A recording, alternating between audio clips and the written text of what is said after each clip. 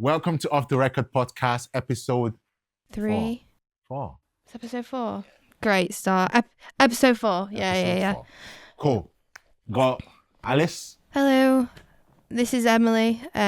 She works with us at Kicker on artist services, release planning, all that good stuff. But you also do management and PR on the side, and journalism. Journalism as well. Yeah. She's very good at writing. So yeah. Try. Sorry, Connor, I'm just very conscious of Alice's mic. Just Yeah. That's keep how I talking, started. Alice. Yeah, she writes for the Daily Mail. They're taking our jobs. Yeah, Emily's very, very good at writing. Really, really good We at have to writing. start again. No. Can we continue? We'll continue. We can just chop it. Yeah. So the theme for today's podcast is management and PR, because I mean, outside of Kicker, we are all managers in our own right. Yeah. Me and Victor co-manage. Emily manages an artist as well, and Emily is super clued up on PR, which I'm not. So I'm kind of hoping I learn a little bit out of today as well. We'll see how we go.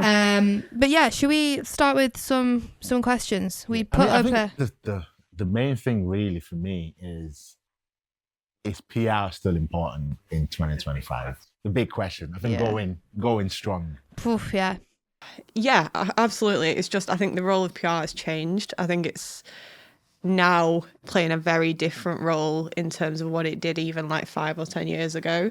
Because I feel like, I don't know, like, again, because I've not been in it for 10 years, so I can't completely speak for that. But from speaking to a lot of other PRs who have been in it for that long, I think it's just a different role, I think, because maybe like 10, 15 years ago, if you were featured in a big publication like Enemy, it was like, oh, you're going to be the next big thing, like you're going to break out, whereas that isn't always the case now. But that's not to say that it's not relevant, because I think PR is so important in terms of like, I mean, we all talk about it, but like building an artist story is literally pivotal in terms of like creating your artist world and like building a world that fans are invested in, and PR does a brilliant job at doing that if done well. Right. I think there's often obviously like other things in terms of like credibility and having a big tastemaker publication say, actually, this is really good. It, of course, like it's great for both an artist perspective and industry in terms of building that. But I think, yeah, absolutely, it's still relevant. I think the role of PR does change though. I feel like a lot of people say like nowadays, I don't know if this was the case kind of 10 years ago, but nowadays you've kind of got two sides. You've got the sides where the fans discover you and the side where the industry discovers you.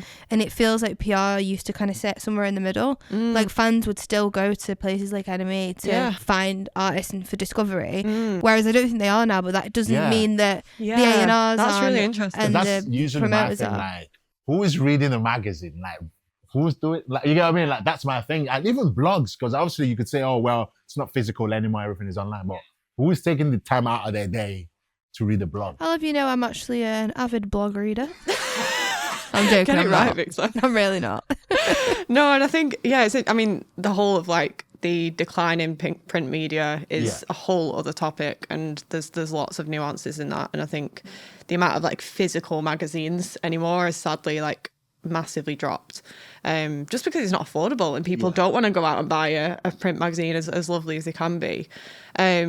But I think also like what you were saying about like the fan discovery versus industry, I feel like I've seen in the last kind of few years, especially, like there's a shift in terms of like the change in role. A lot of like fans are now like creating blogs, and like they're the ones actually creating a lot of this like new wave of like PR and like journalism, which is interesting, because I think also like when you talk about PR, like there's obviously so many different tangents, but I think journalism is evolving in itself in terms of people often don't want to read like a 2-page review of something, but they will actually, like short form content has massively shifted that.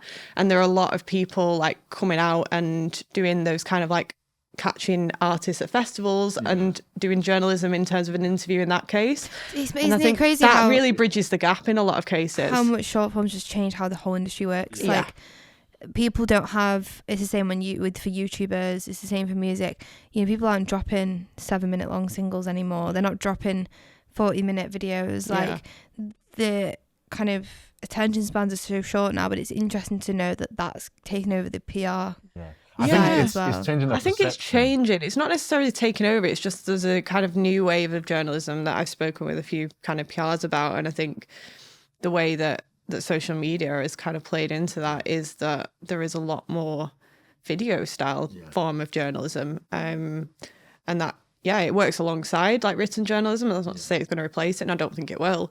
But it's definitely evolving. It's interesting you say that because in my head, when you say PR, the first thing I'm thinking of is magazine, blogs, your traditional stuff. But now maybe even just featuring on I'm Just Bait Yeah. is a form of PR. You get what I mean? Yeah, Like of being able to course. get, you get what I mean? Or getting, you know, those people that actually review your songs. Like I know a lot of people do it now where they'll send the songs to Like tastemakers, on, yeah. on TikTok Yeah, and they'll yeah. review it in real time. I wouldn't have thought that that's actually a form Because of it's, PR. I mean, PR, like press radio. So it's like it covers so many different bases. Ah. So I think, That's changed a lot for me even in this moment because now, yeah. as much as I didn't think those things were important, if they are part of PR, now it means actually if you drop in a song, being able to hit up tastemakers and getting their views and their thoughts Yeah.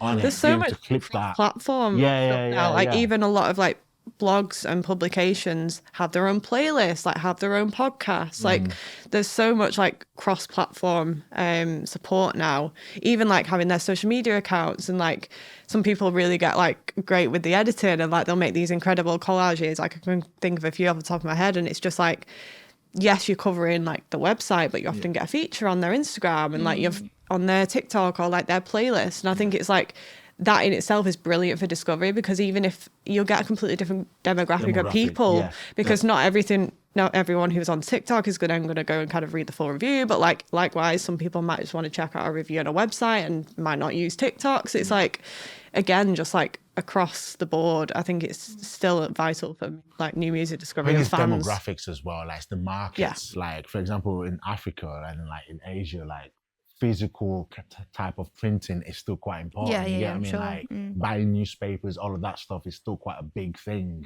I think my question would be, where do you start? Because another thing is that the cost, like Yeah. we've all been there. Someone sliding in your DMs or your email and saying, "Oh, I want to do this for you." If you Not know, you naming know. any names. And it's like, okay, cool. This sounds exciting. £2,000, and you're like, huh? In this economy. Yeah, like how do you? First of all, how do you even start? How do you contact people? Where do you contact people? What would you say is a fair price? Oh God. Yeah, like I think it completely depends on the artist and what you're looking for, because I think if you're a small independent artist that's just starting out, don't go and drop like $2,000 on a PR campaign, please. Yeah, yeah. Like, I've seen people do it. It's not do good. not, because it's not like, again, it's not something that's like, oh, you get this feature and then you're going to blow up. It's not how it works. Like I think the way I've always tried to like think of PR is it's like another string to your bow. It's like it's brilliant and it can add credibility, but it's working off what you've already got. And if you've not got a product there, you've not got a vision there, what can someone sell? Like, yeah. Well, I feel like PR companies get a lot of hate because you know the amount of stories I have from artists were like, oh, I paid $5,000 for a campaign and I got nothing back, and I've always been like, oh, well, fuck the PR company. But after hearing what you're saying, I guess The story wasn't there. In the first place. yeah, but then is the onus on the PR company to be like, this isn't something I can sell? Because I think that's, I don't think it's that they can't do their jobs. I think they're taking on work. A lot of companies anyway will take on a product they know they can't sell because it's going to make money, and then it just leaves a bad taste in the mouth for the artist. I think transparency and like setting expectations that are realistic is so important, because other than that, you just like, and that's what I always try to do whenever I'm working with an artist, label, whatever. It's like, okay, this is where we're at, and this is where I think we'll hopefully be by the end of the campaign. And not to say that we're going to go and get like this huge like Wonderland feature or like these really, really big publications, Rolling Stone, whatever. Because I think you do, like I mean, obviously they're hopeful, they believe in the music and you want to support it as much as you can. But in the same way, you need to be transparent in terms of like, look, this is where we're at. We can absolutely build from here, but this is just a starting point. And I think you've got to always play the long-term game, like with everything in the industry. Like you can't expect instant results. And then I think that's why it's important is finding a good PR that works for you. Like, because one PR that works for someone might be brilliant for them, but it might not actually be what you're looking for. Whether that's genre wise, whether that's like the stage of artist you are, whatever it is, like I think you need to get a person that you kind of want a long term vision with, because that's generally, and what I've found anyway, is when you get the best results. I also The think genre stuff as well, like when you talk about the genre, because there's a lot of like when I was starting out and as a manager, and obviously they want to spend $2,000 on PR. I looked at a few websites that offered opportunities to do that. And Groover, for example, is a great one. You have a certain price, you can get on board, and then you can pick like the radio station or the blogs or blah blah blah. But I think what's important is being able to match that with the audience. You get what I mean? Like if you're a hip hop artist and you're getting featured in a blog that's for rock kind of thing, it just makes no sense. And I feel like that's what I keep seeing. Yeah, I think artists need to understand two things. First of all, where do their typical fans come for discovery? So like if you're a rapper, someone who's wanting to listen to new rap music in their area or whatever, where do they go to find that? You know, usually it's probably Instagram, TikTok, GRM, P110, places like that. You need to understand that first. But also if you're a rapper, where do the industry go to find you? Is that do they go to the same place, or do they go to certain playlists on Spotify? Do they go to, you know, like the Rap Caviar on Spotify, or do they go to the same place as the fans? And I think it's very different for each genre. Like I think the pop and indie scene is very split. Where the fans go is very different to where the industry goes. But I think in the more urban scene, it's getting a little bit closer. Like the labels will still. There was still like someone on ground who was still doing the groundwork. Yeah. Because I wouldn't have thought of places like GRM Daily and P110 and stuff as PR, but it is really they are. And I think they do have a segment on their website where they actually do a write-up as part of a PR press kind of thing. But then again, it goes back to the question, how effective is it? I think maybe not how effective. How do you measure success of a PR campaign? How do you measure? It depends on the artist's goals. Like what are they wanting out of it? Because I think what's successful for one person in PR is not successful for another. Like I think it's completely unique to what you're finding as an artist. But I think more than anything, what it comes back to is, well, I guess it's kind of two-tiered in terms of like, obviously industry credibility is important in itself, and you want to get the backing of those kind of really reputable publications, because you're like, that could open doors in terms of lots of other opportunities, whether that's playlisting live, whatever. But from like a fan perspective as well, it's like finding those people who are going to really like invest in you and like be on that journey with you and that long-term growth. And again, I think that's where like the cross-platform PR becomes really helpful, especially with a lot of these like fan-led blogs. Because they are really like, in a lot of cases, like A&Rs, like that's literally what they are. Literally, and I think there's a lot of talk at the moment, especially surrounding like kind of a side tangent, but like with fangirls, and like a lot of fangirls are now becoming like industry, the next wave of industry people. And I've seen that on Instagram, girls that are fangirls, but they also do their own like journalism and stuff. It's, I mean, I know a few people who've kind of like maybe like fangirls on like Twitter in 2010 when like, I don't know, One Direction or something was really big on there, and now they're like working in a record label. I think it's the twist, so because you see it even in the studio. I mean, I was speaking to an A&R the other day who just lost his job, unfortunately, and he was saying that what they're seeing is the industry now doesn't look to an A&R in the traditional role anymore. It's like they're looking at the engineers, they're looking at the producers, they're looking at they're looking at other people. I think that's where it feeds back into press, is because a lot of these people, like these young girls, young guys, whatever it is, are really so passionate about like what they do, and they believe in these artists, and they're really wanting to get on them. And at, also like very they early understand stages. these new artist stories, and they can see it from, you know, inception to they're on the streets, they're in the rooms, that they can see what's going on, rather than A&R sat on TikTok scrolling through. Like they're actually in it, they're in the journey, and I can see why labels would invest in that. Like I would 100%. I think the problem would be though that, because my thing is, how do you justify, especially when you're looking at music as a business, and I think that's what I've always struggled with PR is that how do I justify paying, because even a moderate PR campaign would be 500 And you don't just want to do it on one song. Like if you're trying to build this story and you're trying to it has to be a consistent thing. Obviously, yeah. How do you justify continuously paying this when there's no physical or there's no instant gratification of this has led to this, to this? And I feel like that's what, because it's not looking at it from the labels. The labels, there's always going to be a budget for PR. And any label, even if there's an indie label, anyone that's worth their money knows there's a budget we set aside for PR. That's just what we do. Yeah. It's more of an independent artist that's trying to decide, I've got £200 spare. Do I go PR or do I go meta ads or do I do this? How do you encourage them to still look at PR when if they do a meta ads, they can see views straight away. They can see streams straight away. You get the data. There's an instant gratification. Whereas if you do PR, there's no way to say this connected to this, they're connected to this, that led to that.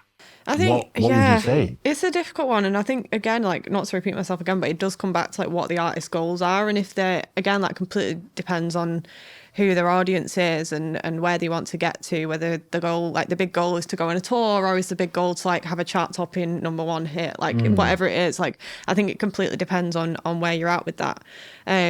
But yeah, I don't know. It really depends. But I think I'd always say that it's important to kind of find those connections with real people. And I think sometimes with, I mean, meta ads is a whole other conversation. I don't want to get into that. But that's data. Whereas like PR is real people. Like it's not a chat GPT written little blog post. It's a person who's genuinely found your music. And I think it's always important to remember that journalism as a field overall, not even just music, is a massively underpaid field. And in music specifically, as a journalist of, I think, 4 years at this point, you do not get paid much at all, if ever. So but then it goes back to the thing of, okay, well, if you're actually getting coverage, it means that people are really passionate and care about what you're putting out. And I think that in itself has so much value because it's just, I guess, it comes back to kind of music and how it's perceived. And obviously with streaming culture now, like it's become undervalued in a lot of ways. And I think it really does bring back that like fundamental thing of just connecting with people and that validation. And this is only based on kind of what you're saying. It sounds to me like PR is valuable because it can help build your internal team, even though, you know, they're not people you speak to regularly. If you build up good reputations with certain journalists tastemakers, writers, even if it takes a year, they then become a fan of your music, but they're a fan that can actually do something with that. And you don't know, they might work at one publication, but then they might go on to book the next headline stage release. They do, and a lot of publications do that. A lot of publications now have their own like live events and stuff like that. Like it's just the way it works. And I think just because you start in one area, even if it's like, I mean, I started out writing for a very small publication, and you kind of do just go up the hierarchy chain, whatever you want to call it, and it can lead to lots of other things. Like I've supported artists from like literally the debut single, and when I was doing A&R work, like that came into it. It's like, oh well, I found this artist like a while ago, like maybe we should put them forward for this. Like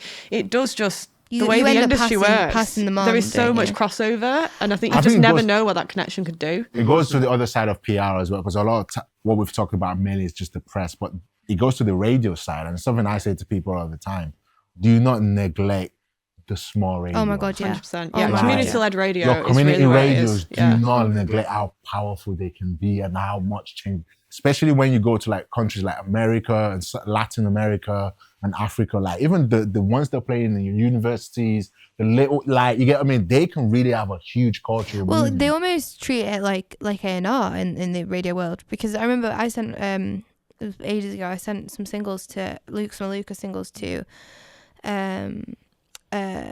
radio presenter, and she was working on a really small radio station, but she did that for Monday, Tuesday, Wednesday, Thursday, but then on Friday she did an hour with Capital.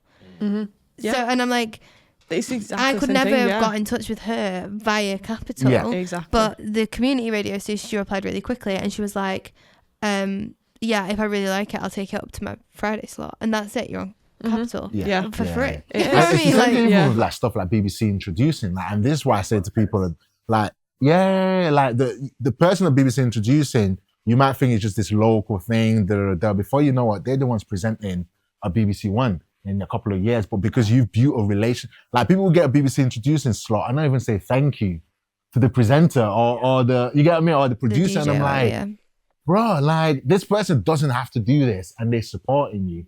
build a relationship with them, because Yeah, it's so important. in 3-4 years, they might be the person that's running the biggest station in the country, and you've built a personal relationship with them kind of thing. I think artists, when it comes to like connecting with people via radio or PR or playlisting or tastemakers, whatever it is, they need to treat it in the way they treat other artists, because, you know, you'll get an artist who's got, I don't know, 5,000 monthly listeners, someone with 10,000 monthly listeners, a little bit bigger than them. They'll be like, oh, I'll keep them on side because I don't know where they're going to be. They could pop off this year. Like they you know, they've got a good trajectory, and they'll stay close to them. They'll support them. They'll help them out because they have that thing of, well, they might go before I do, and then I can go with them. But they need to have that attitude for their fellow industry people. I think it's so important. Yeah, definitely. I feel like, even like with, and I think sometimes as well is, people do say that, how do you get in touch with radio? Where do you go? Kind of thing. And I think we've dropped some stuff on the socials. And again, I think people really don't understand how important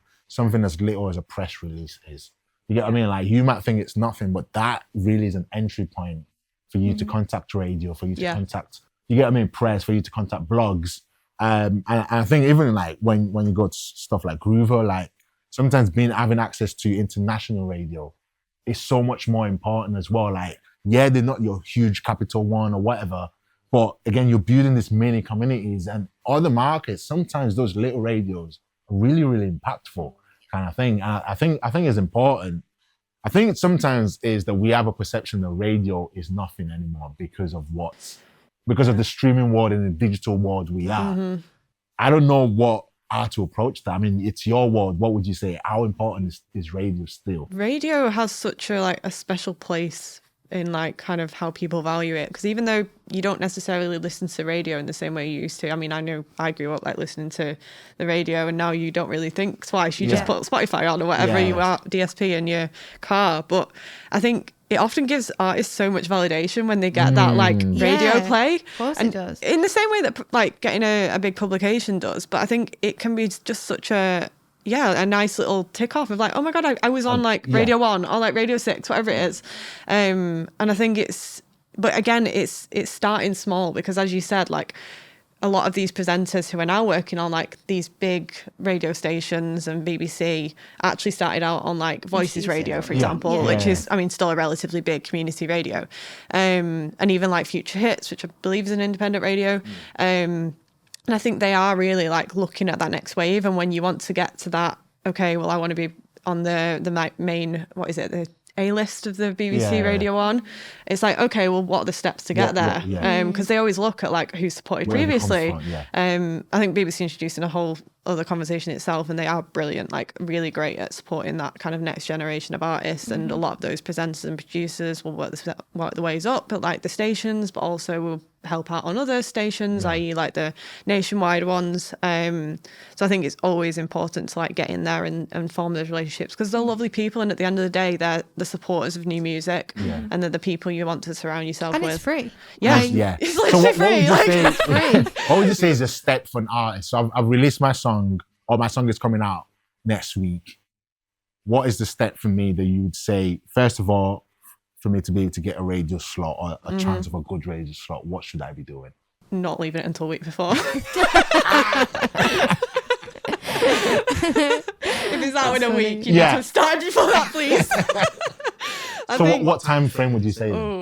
For like press on radio, it's difficult because obviously you don't generally play on the radio until it's out anyway. And in the same way, you kind of don't tend to have a feature go live before release date. It's generally from that day. But they need the time to write it. But you've got to be getting in contact with these people. Like, I always say I'd really want at least 4 weeks ahead of the single coming out. Because playlisting then. Yeah, and as I said, like, a lot of journalists don't get paid, so it's like they're doing this in out of hours, so you might have to follow up once or twice. You don't want to get annoying. You just want to kind of, you get in there and form those relationships, but at the same time, you don't want to leave it so late that you're like, okay, this is out, like, because there is unfortunately a bit of a time frame on it, in the sense of a lot of more so press than radio, but like a lot of publications won't cover past like a week or 10 days in terms of new music, just because there's so much new music. It's just churning out. It's a very fast turnover rate. So I think definitely like forming those like finding emails is often much easier than, I'm not going to like call anyone out, but it's definitely quite easy to figure out like people's emails, producers of big like publications and like on radio, because they tend to use a similar format.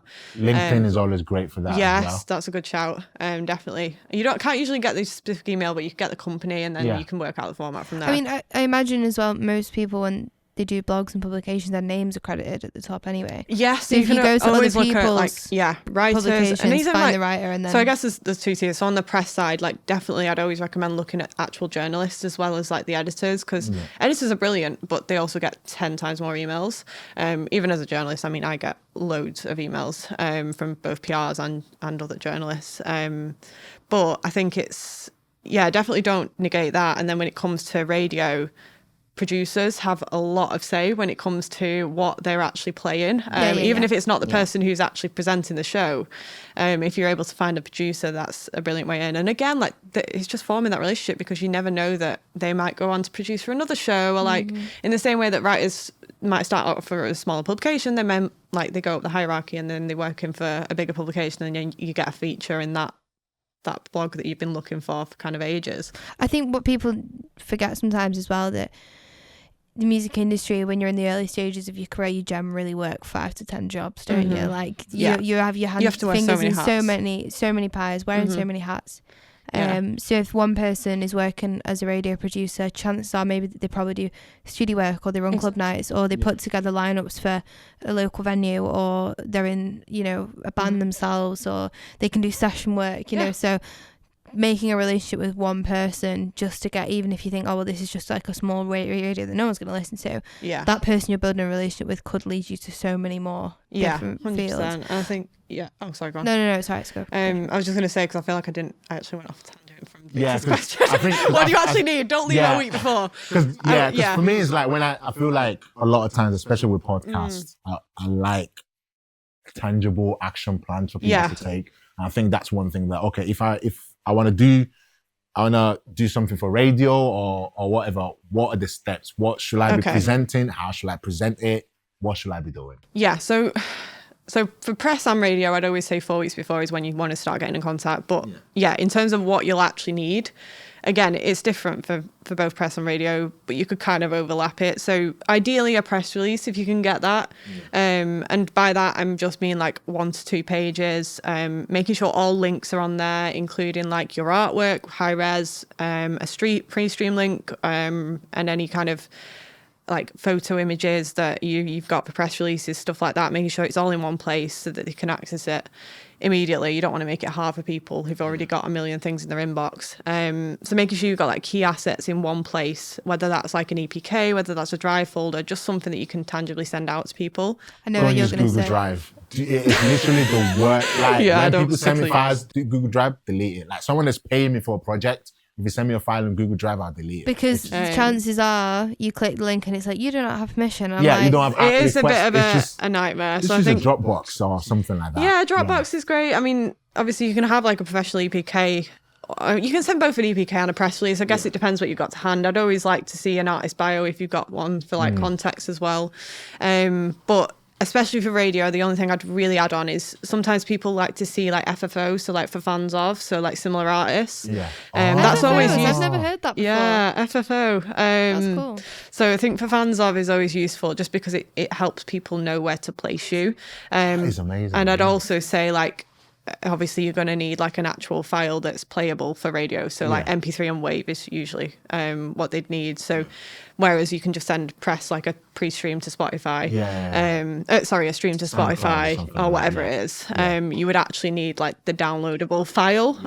So that's kind of the slight difference. But I think regardless, like having a press release or EPK, either way, just some information on the single, what it's about, who you are, what's coming up, because I think that's like more important than anything. It's like, why should we pay attention to you, not just now, but like in the future, why you want to keep on our radar. Pitching's like that, 100%, exactly. There's so much overlap with like DSPs and pitching as well. So having a well-written press release with all links in one place, make it engaging if you want. People can get creative with it. You can do Adobe, you can just do it on Word, whatever it is. So Scott, is it also true that a lot of times you don't want to attach because a lot of them I don't tend to like use attachments, because I think that can, from what I've heard, end up in people's junk a lot more. So I would always like link it to like, for press releases, for example, I just use Google Docs. So like I'll link it and make sure that it's an accessible file, because itself you don't want to like send them there and then they have to request access, because that's the whole thing. So if you are using anything Google wise, making sure that it's always got access on it. But I wouldn't necessarily recommend using like attachments as such. Obviously you can send a Word document as like an email, like there's a way to do that, which again can be quite creative in itself, but I think having it linked to a specific place that's live, that like you can make edits if you need to. Because I guess if you make an edit to it and it's on a link, it'll change for them as well. Exactly. Which you can do in similar platforms, like I said, like Adobe Express works for that as well. A way fancier way of doing it, but making sure that you've got all your assets together. Create like a bit of a checklist in terms of if you wanted to reach out to people, who are the targets? Okay, well, can I get in contact with the editor, the journalist, or like you need to kind of go and have like multiple points of access as well. So I'd create a checklist as well as having those outreach assets, and then just be friendly, like just outreach to them and say, look, this is if you're doing it independently, of course, if you're not hiring a PR, link everything in one place, and then just say like, this is my new single, it's out on this date, would really love to hear what you think. And I'd always like encourage people to like not set the expectation of like, can you please review this? I think it's so hard because it puts pressure. Again, it's obviously you know what you want out of it. Of course, you want some coverage. But I think more than anything, just ask people for their opinion, because we do that all the time as managers. Feedback is so important. If I ever reach out to anyone and I think I'm asking a bit of a big ask here, I always just said, just love to hear what you think of the track. Like that's it. And if because they're not gonna do a publication because you've told them to. They're going to do a publication because they like the track. So you may as well just ask them, do you like the track? And if they do, the chances are it will lead to something else. Before we continue, Vic, Connor's just moved my mic like loads. Yeah, it'll be fine. Will it be okay?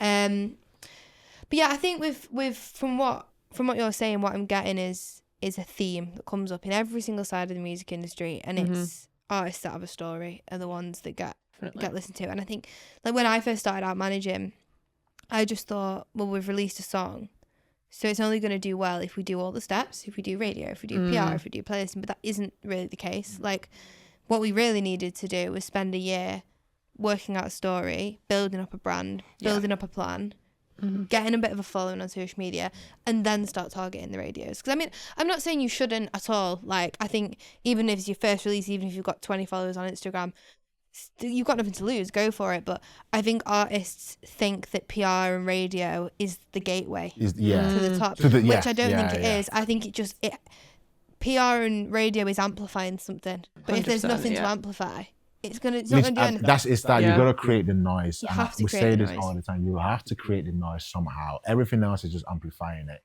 You gotta find a way to create the noise.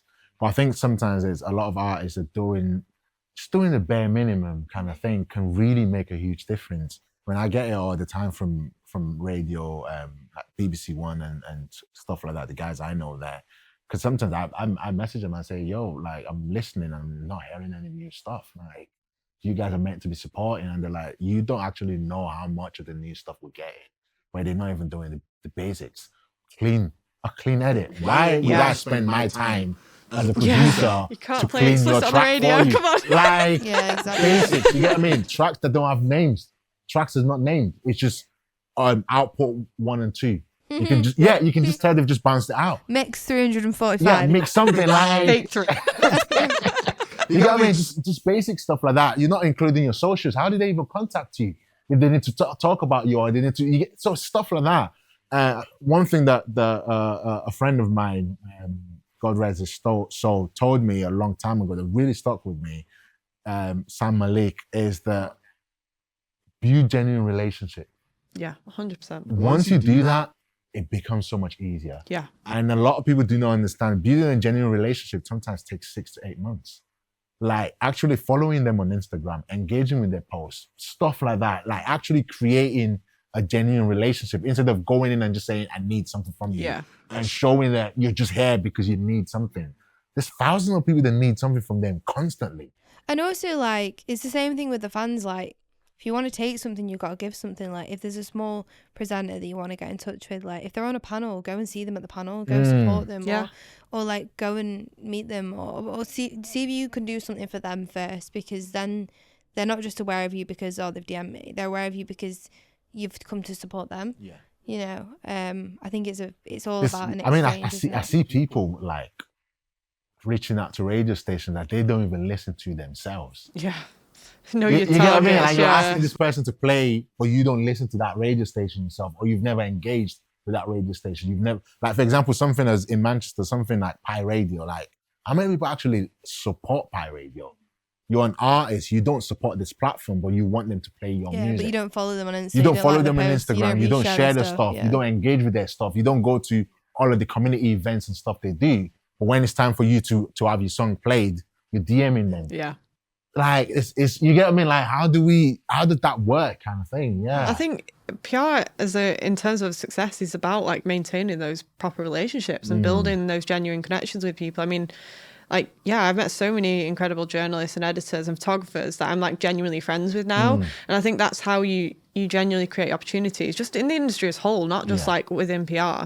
Because I think, yeah, you need those people, you need that community, you need that backing. And without that, people know if you're being fake. Like, everyone knows.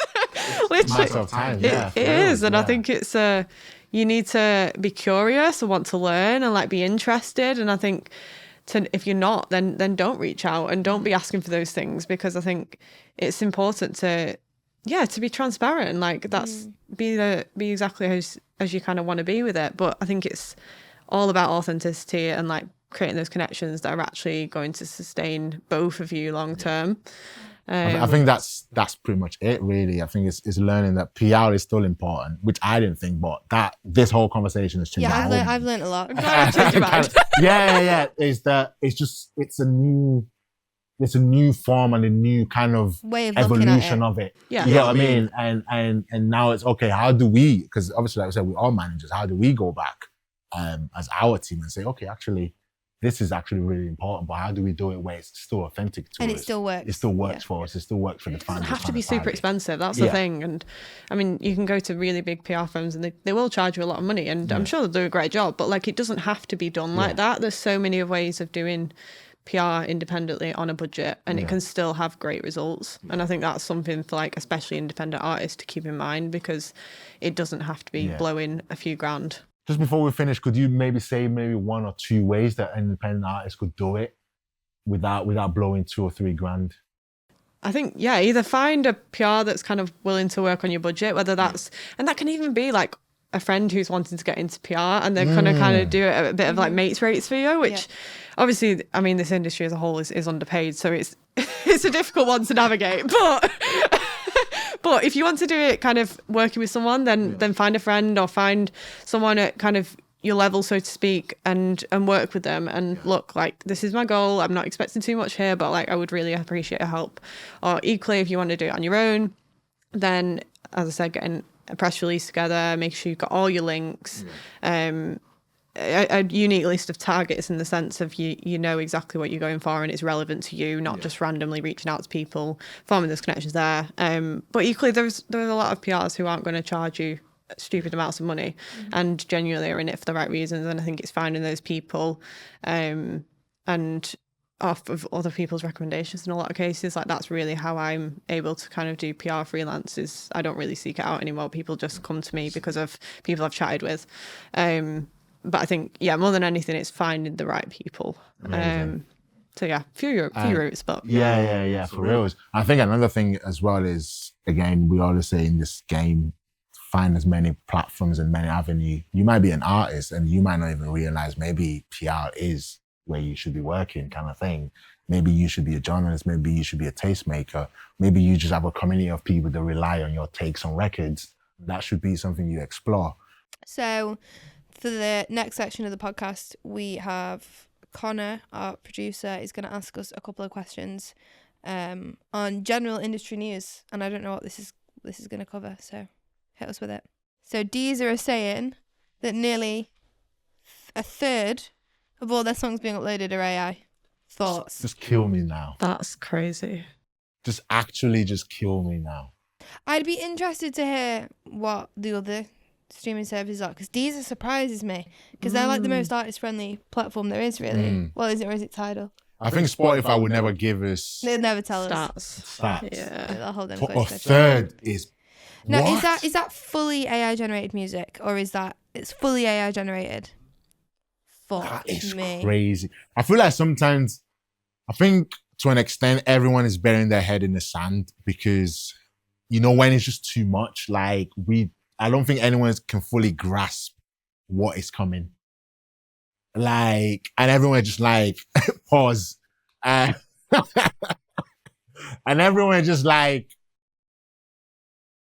a third is crazy. That is. I mean, I think this is my take on AI music, and I've said this in the last podcast, and I say it again. I think AI used as a tool is the most powerful thing ever and should be developed and should be used, because it can save time, it can save resources, it can save money for smaller artists, it can clean up your workflow, whatever, fine. Using, like, say Suno, for example, to write you a bass line because you don't have the skills to write it and you don't have the money to bring in a session musician, for example. My issue is when you get creators, well, not even creators, just random people who know nothing about music, who have got no musical understanding, they've got no instruments, and they literally just put prompts into an AI software to create a song, to upload it, to run ads on it, and to make money. Like that It's just another capitalist venture, isn't it? You're just cutting out what the music industry is built on, and I really disagree with that. And I think the onus is on the distributors. And it's something at Kicker that we have said no to. We say no to AI music. The issue is, I don't think yet there has been any kind of software that's been developed that can scan it accurately. Yeah. So it's really hard to differentiate. I mean, I can hear it, but in 6 months I probably won't be able to, because it's getting better and better and better. I think it has to start from the top, though, isn't it? Like, so, for example, if you have an agreement with the AI companies that it leaves some form of meta data within whatever they produce, the distribution companies can then read. Exactly, you get what I mean? Like, They're not gonna be like, I'm gonna put this coding into all of our web files, which means that the artist can't actually make money out of the service. I mean, it's not even, the problem is not the artist, though. It's like when you look at the move that Universal is making with Suno, it tells you everything. You get what I mean? They're about to buy out Suno in just a matter of months.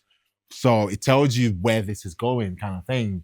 You look at some of the biggest producers in the world. Timbaland shaped a whole generation of artists and music that like, there was a period where you could be a emo person, you could be a rock person, you could be hip hop.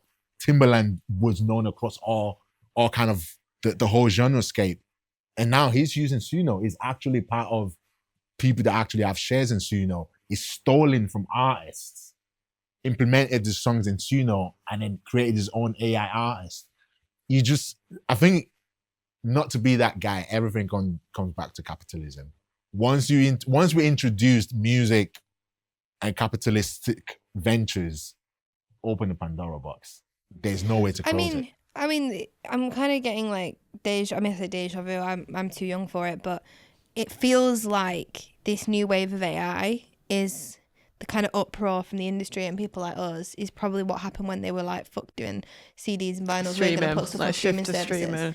And everyone was like, well, how are we going to make money? Yeah. But I guess, like, how scarier though? How can you justify it? Like, what does it mean? Like, how do we, as technology improves and as time goes on, everyone always adapts to work around that and to use it as something that's going to benefit them. But like, and streaming services, as an example, that created accessibility, which was great. You didn't need to have a label anymore. You could be independent. But what benefits AI have it? Yeah. Woohoo! So Kendrick Lamar has had 240 million streams, 250 million streams removed by Spotify. 250 million, are you sure? That's crazy.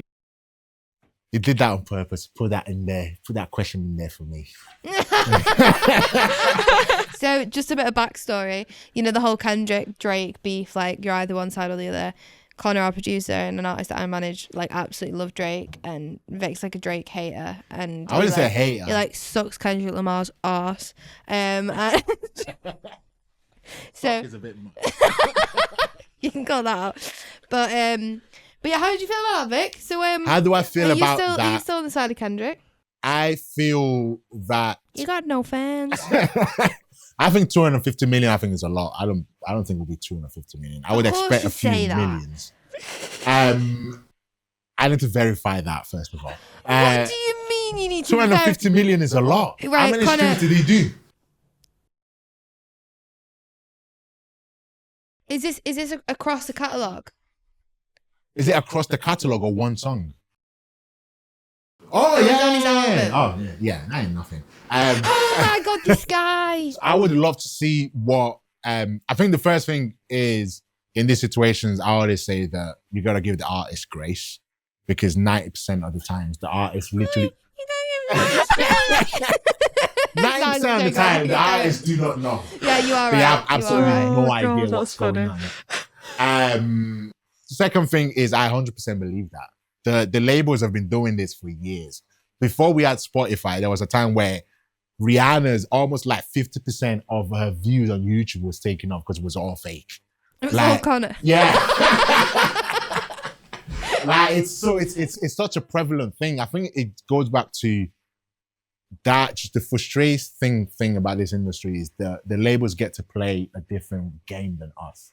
They get to play the rules that we Yeah, can't but you play. say that. He's had 250,000 streams removed. 250,000,000 streams removed. If there was any other independent artist, your all account would be taken down. Well, yeah, but I know it sounds like a lot, but as a percentage of his legitimate streams, how true. much is that? Because the way that it works for us anyway, as a distro, we judge it on percentage of fraudulent streams. No, but and if that goes over a certain percentage, that's when we have to investigate it. But that's the thing though, that's based on us, on other distributors, which we won't name their names. Any sign of anything, they will claim that Spotify is asking them to take it down and they will take it down. Very good point, yeah. But I think I think a lot of it goes down to and I think we're gonna see, as much as the whole Drake suing his label is this craziness, I think it's gonna open up a Pandora box that's gonna shake the whole industry. And I personally think it would never happen because they will use every power they've got to make sure it never happens. Because we will see the payola that's happening with the radio station. So there's a RICO case that's been brought against radio stations in America at the moment. Because pretty much all of them are using payola. So like literally you would pay 5, 6, 7 grand to get your artist on the radio, which is illegal. But then the way they're getting around it is that they will say, oh yeah, we'll give you tickets to Coachella for free. Or we'll give you tickets to this for free in exchange for radio plays. You get what I mean? Or we'll invite you to this, or we'll donate this to your foundation or your charity or whatever. And that's just the game the labels have been playing forever. And it's frustrating because you have this independent artists that believe that they can compete. It's just not a level playing field. And I hope one day we get to see everyone. But free Kendrick, he did nothing wrong. Is the typical 20% split on a management deal still fair in this industry? 100% not. Would you think it should be up or down? 50. Yes. For me, anyway, the road that a management is taking nowadays is almost like a joint venture. We're not doing management. Yeah, role I have anymore. come across managers who do that. Like they set up a business You with get the what I mean? artist, Like- and they're like the the artist is the creative director, and they're the like business director. Kind of thing. Which it obviously works for some people. So yeah. I mean, but if you look at the role that you're playing, Yeah, absolutely. It's a like the million. role we're playing is almost a label. We are the only difference is we're not putting money in. But what you got to remember, Vic, is I think me and you have a slightly unique way of doing things. Well, first of all, there's 2 of us, which isn't the case for most managers. Mm-hmm. We do A&R. Yeah. We do the production of the records. We do the sonics. Like we do more than the typical manager is expected to do. Well, isn't that the changing role in the industry? I mean, wouldn't you How say does it your work for role you? is Yeah. similar? Yeah, I don't know. The role of a manager is so broad, and I think it completely depends on your skill set as well. So, like for example, I wouldn't be able to like produce a record Yeah, for my yeah. artist. Like it's just not in my kind of scope. But I do PR for her. Like I And do then we don't. run that. Yeah. And I don't charge her what I would had it. Yeah, be like anyone else basically, because it's just part of my role as a manager that I've chosen to Well, take on that's because same I know as it's a us. strength of mine. Yeah. In the same way that like producing music and creating it in that sense is a strength of yours. So I think, yeah, it's an interesting one because I think it is, and it's not sustainable for a lot of managers at the moment, especially like when you're getting into it because if your artist isn't earning money, which they're often not at Yeah. early stages, then you're not making money. Yeah. And then you're obviously like, as we do, like work other jobs outside of that in order to make it sustainable. I think it depends on what the manager does, because I think there are a lot of managers that They just do an admin. they just answer emails. Yeah. They, you know, sort logistics for booking shows, but then you know, we are the types of managers that provide direction to the artist. But wouldn't you argue that in this new industry, a manager's role should not just be that? A manager's role, if you want your artist to move forward and progress, should not just be answering emails. They should either have network or skills, if not both. If not both. I think if they've got just network or just skills, you could do 20%. But if they do both, they're more doing a labels role, because they're helping you with the digital marketing, they're helping you with the PR, they're helping you with radio, they're helping you with Sonics. Like, that is more of a record deal. Yeah. I mean, it's not, of course, Yeah. but in terms of the jobs that are being done. And I think if you're going to go in at 50, I think the manager needs to be bringing a lot to the table, like a hell of a lot. Yeah. And that percentage needs to go down as people come in. So, as you bring more people into as the the artist team. gets bigger and they have, you know, another in-house producer that the label provides, if they sign, you then take your cut down to 30. Yeah. And then if they bring in the label, like, oh, we want to use our own PR marketing team, okay, cool. And I think the bigger an artist gets, the more your job homes in on management. At the start, you do everything. I mean, like for us, I think we've built such a working relationship with Luca now that I'd love to be able to keep a lot of that. Yeah. But as time goes on, you do end up doing more of the typical managerial stuff, like sorting out record deals and admin, like booking shows, booking transport, like liaising with everybody, getting people in the right places. But at the start, you do everything. So I think starting big and working down is, I think part of it is also, I think like I said, because the role is such a big scope, I think a lot of artists do not know what the manager should be doing at what point. You get what I mean? And I know a lot of artists that says, that's my manager. And I said, no, that's your that's your PA. That's your personal assistant. That's not your manager. I personally, and people might disagree with it, I think a manager's role is really helping to build the brand and shape the artist. It is not answering emails and you get what I mean? Like, it's how do we create this monster that we can all make money from? I mean, I think when any artist goes to a manager, within like the first week of having a management, they should completely change your perspective of what you want to do. Like, whenever like we sign a new artist, we get them in the room and we present them with something, and we say, this is what we want to do. If you want to do this, fine. If not, that's also cool. We won't work together. Like, we present them with a plan, whereas some managers will just sign and be like, cool, I'm your manager now, put me in your Insta bio, and that's it. And like, and you know what? Get that credit, you know please. what? I don't want to slag off people that do that, because that was me when I started. So I think that's fine if you are at the very start. And like, that's how me and Luca built together, because neither of us knew anything. We were just mates and we worked together. I think that's absolutely fine. If you're in a band and your mate's kind of like hanging out with the band and coming to see the show, and he goes, oh, can I manage you guys? And they're like, yeah, fuck it, why not? That's fine. But it's when your artist gets to a level where they're like doing shows and they're like, right, I think I'm ready to find the manager. And that when that doesn't happen, I think that's when it's a bit dodgy. But yeah, next question. How do you balance short-term hype with long-term legacy? What a question. I think I'll throw that to you. Oh, thanks. I think it's quite interesting, because all of us have had artists have had a bit of hype. So I think we'll let you go first. How did you build on that, or how are you building on that? Yeah, I think maybe a bit of backstory as well on Louis the First. Stop it! He's called Lois. Louis. My artist is called Lois, and he likes to really call her Louis. No, I think it's a hard one, because at the end of the day, there's so many artists now that blow up, and because of TikTok especially. And I mean, it's interesting, because I don't know, I think it's all about those relationships and how do you build a fan base from that kind of just audience buzz, basically. Because you can get 1 million views on something, but it doesn't mean that any of that's necessarily going to translate to actual growth and like building your career as an artist and connecting with people on a much deeper level. So I think it really is about engaging with that. It's like, okay, well, we've reached however many people here.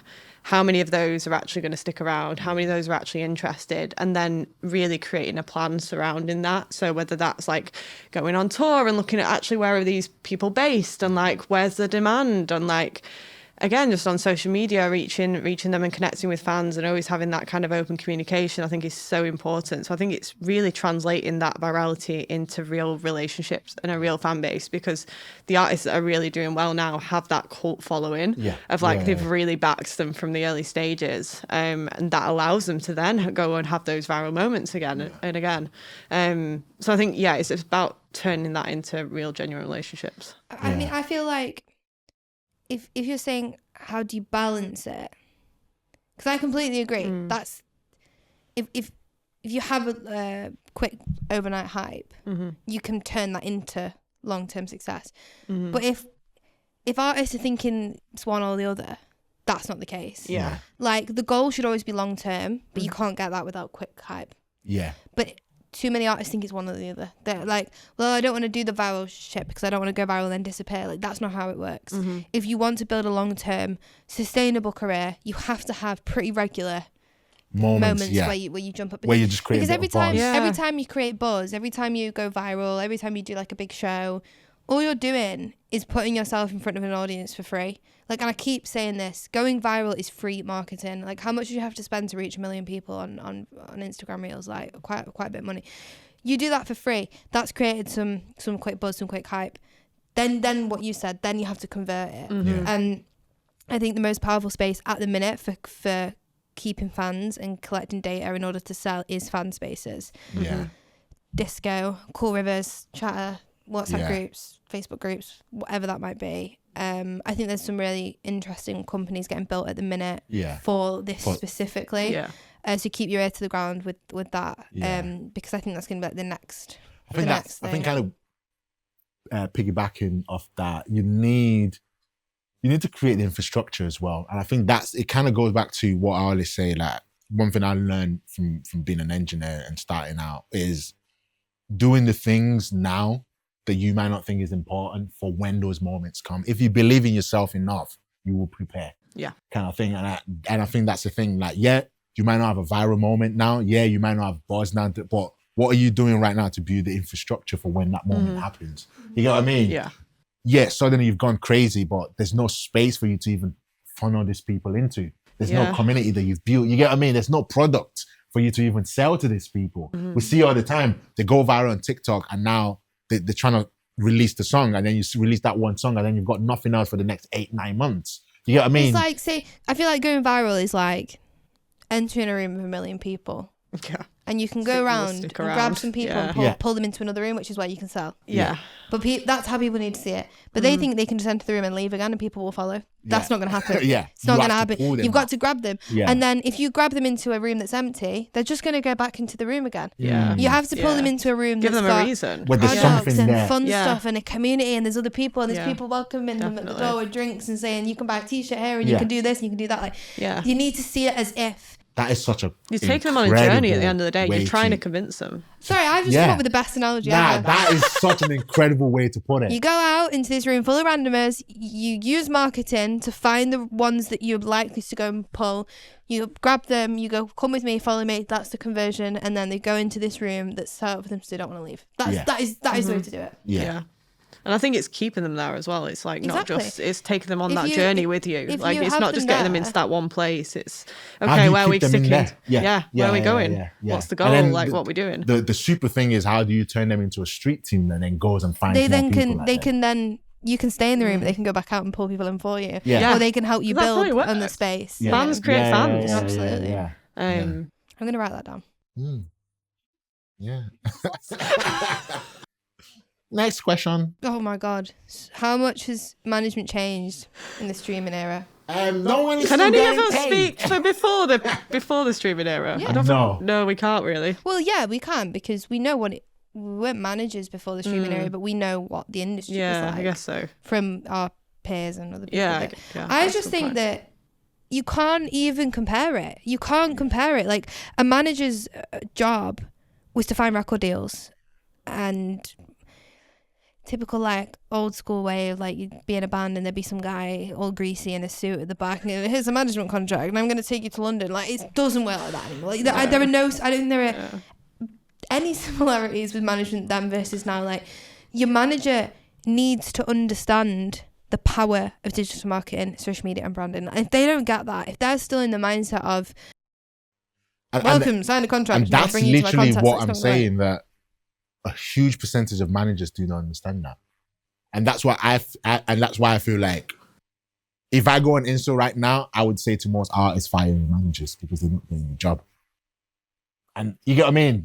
Because the job is that. Do you understand digital marketing? Do you understand how to build a brand? And do you actually have a plan? That for me is the biggest thing. Like you said, like we literally sit down with any artist we're about to sign. We'll literally sit down and say, this is how we're going to do it. This is how, and we're quite bad for it. Well, I'm quite bad for it, I would say, is this is my way of doing it. We are not deviating from this way. Do you trust me enough to let me do it this way? If you don't, this is not for you. Because it means I can hold myself responsible when things don't go right.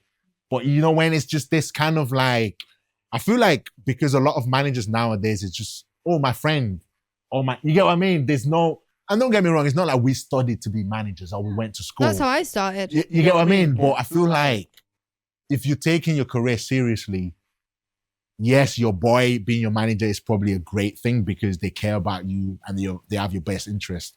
But there's so much free education right now that your boy not learning digital marketing, not learning how to brand, not learning all of these things, creating a digital kind of fan base and understanding what's happening in the industry and how the industry is changing. Yeah. I think that's what it is. I think like if a manager, like in this day and age, you don't need experience, you don't need skills, but you've always got to stay one step ahead of your artist.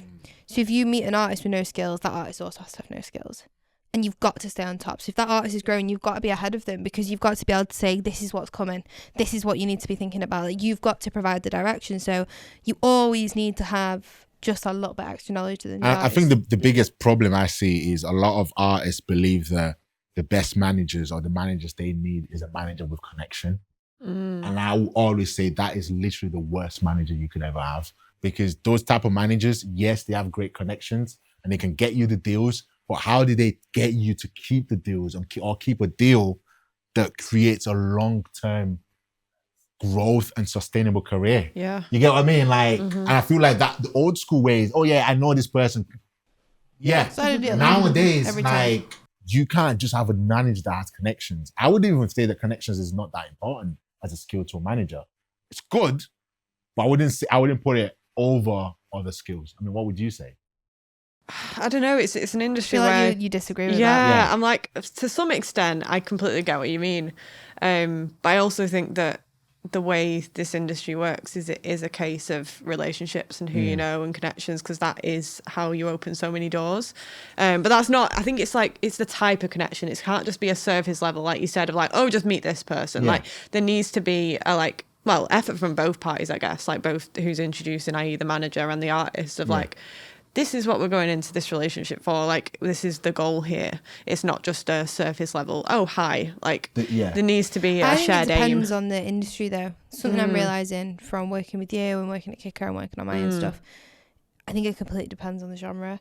Like, yeah, we've come from different perspectives. I think we need to like, because I'm like very much pop space. I feel like the pop world and the indie world and the band world have so much infrastructure, like so much infrastructure, which is incredible. Like, you know, I didn't think of it I that went way, to Tramlines and I was seeing multiple bands being put on, getting a great stage, loads of people coming to see them, not necessarily their fans, just people that were there.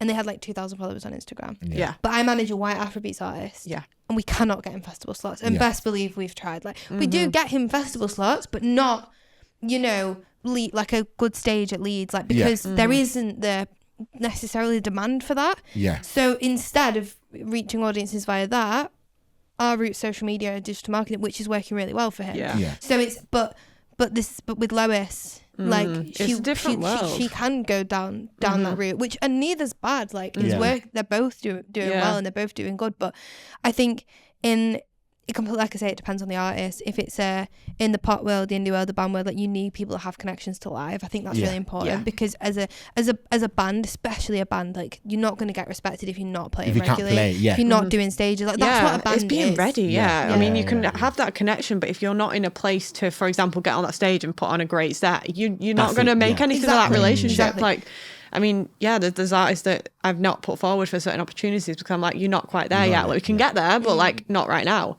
And I think it's based off of those connections that opportunities come, but it has to be the right level of experience there already as well. I think for me, I've just always kind of thought, and I have this feel, but then again, like I say, it might be the different worlds that people believe that opportunities would lead. I think it's just because I've seen it so many times, especially in my world, in the urban world, that artists get these opportunities and they get this life-changing moments, and then 2 years down the line, they're back to nothing again. Same place, It's how you make the most of every single opportunity. You get what I mean? And that's why for me, like having a manager that really, really understands the ins and outs of this industry. And the conversion as well. That can prepare you, that can empower you to create something that's sustainable is so much more important than someone that can just put you in a room to create these opportunities. Because those opportunities are there, but then where are you 2 years down the line kind of thing?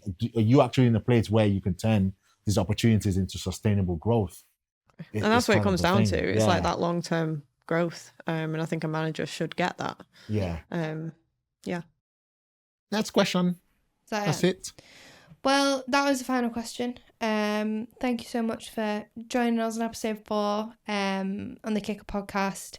Definitely will have Emily back. You've provided some really interesting insights. Yeah, I think I would definitely love to speak more on the manager stuff and just really, really kind of dive into Yeah, maybe we'll do another one deep diving into management. I feel like it's two very different worlds. Yeah, we're coming from very... so much. And I think that's the thing, that's the great point of these podcasts. Like what I've learned today that I can go away and kind of apply to how I manage and what I do and how I approach things. I know would definitely make a huge difference. So 100%.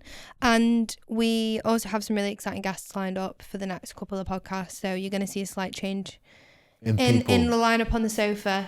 So stick around for that. And as always, email us, comment on the comment section, DM us, whatever you need to do. Let us know what you want us to talk about, because we're very lucky we can bring in people to talk about most sides of the industry with the people that we have in our circle. So let us know what you want to say. Thank you for watching. Subscribe, all that good stuff, and we'll see you in the next one.